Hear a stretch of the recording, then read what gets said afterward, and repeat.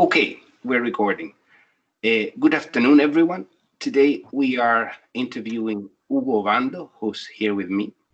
He is a friend of mine from Chile, and in all these years that we haven't been in touch, he has made a terrific career, first as an executive and then as a serial entrepreneur. And I'm very pleased that he's going to tell us a great story of how to escape lockdown today. Hello, Hugo. Hello, Ignacio. Thank you very much for this invitation. It's been so many years since the last time we had the chance to connect, and I'm really happy about this opportunity. Thank you. Well, this series is about escaping lockdown, and the whole idea is to come up with positive stories of how, from your experience, you have escaped lockdown. Has anything happened in your businesses that is of interest for this story? Well, certainly, I'll try to share with you some of the things that I've been working with, and particularly one of the things that has happened in the businesses in which I participate. So let's try to escape lockdown together and this to make this as entertaining as possible. Hopefully, if not, you just tell me and I'll stop. Well, I'm currently participating as a board member, quote, entrepreneur in different businesses. And one of those businesses has to do with the restaurant industry, which has been extremely challenged all over the world because of the lockdowns in all the cities in which we live. Particularly what we do in this business is that we run the points of sale software from the cloud for a number of restaurants in Chile and in other countries in Latin America. And what is special about the point of sale software that you sell? Say again, please. What is special about this point of sale service that you sell? Well, the difference is that if you were a restaurant owner, you were faced with the question on, as in any other business, which software you choose to run your business with. Right. And you would normally have to select either the cashier software or something to run the kitchen and to set up the orders, or something to be connected with your suppliers, something to run your payroll, etc. So yeah. What we did with this company is called Totit. It comes from Total Eat, Tot Eat. Is that we put it all together in a kind of a cloud service where you just operate from your restaurant from the cloud. Everything is there, so you don't have to buy a software package and install it in different areas of your business. You're able to run everything from taking the orders to buying from your suppliers and to manage your inventory, etc. All together in something that is built out of a cloud, so that you don't have to invest. You pay in with regards to your sales a very small amount, very convenient if anyone is interested, so I can set you up as one of our customers. But it's a new business model so that you can run your operations at a lower cost and more efficiently. With a number of other consequences which have to do with the data that we can handle and help you manage in different ways. So we can compare restaurants in different areas, and so we can give a lot of information to our customers that they were not supposed to get before, if they were not connected to a single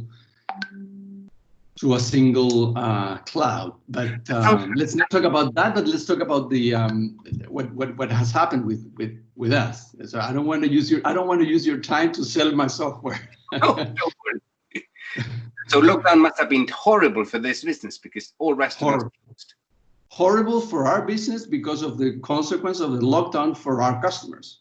So we were serving nearly 1,200 restaurants in our cloud. And all of a sudden, we were left with 0, basically.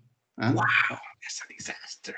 So a company that had struggled for a few years to get the software up and running, and that was finally ramping up in the terms of customers. We were opening new countries. We were moving from Chile and all of its cities to Buenos Aires and to Lima in Peru, and our next steps were Bogotá in Colombia and Ciudad de Mexico in Mexico, etc. We had big plans and going for a C round of funding, etc., etc. All of a sudden to 0. Wow, disaster. So, company in distress, as in many cases, and as in so many cases all over the world. So after debating a number of options, and within those options, well, let's close down the business because there's nothing else we could do.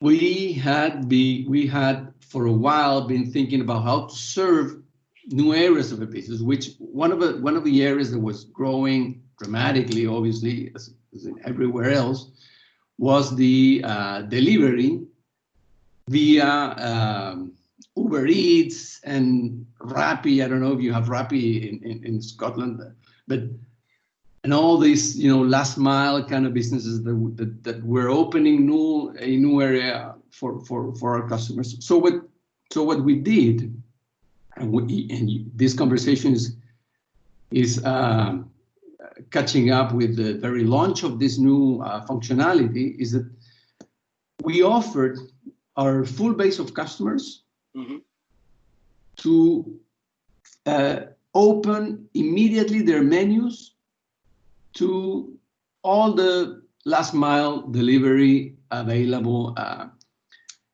in Santiago. Something that there was for some cases they were already selling a little bit of that, but they had to manage a different terminal so they could receive the orders and put it back and dial it in our software. So we connected them directly. We finished the pilot a few weeks ago, and surprisingly, what has happened is that from being in the verge of disaster and closing the company, now we are being almost unable to cope with the number of restaurants that want to participate with us because of this new functionality. So just by reframing the way we help our customers serve their customers, we're now back on track with a whole new area of development. We're setting up direct connections with those same restaurants, with a number of other last mile suppliers that are offering their services, and it has been just a new life and a new birth for a company that was almost about to shut down operations. So,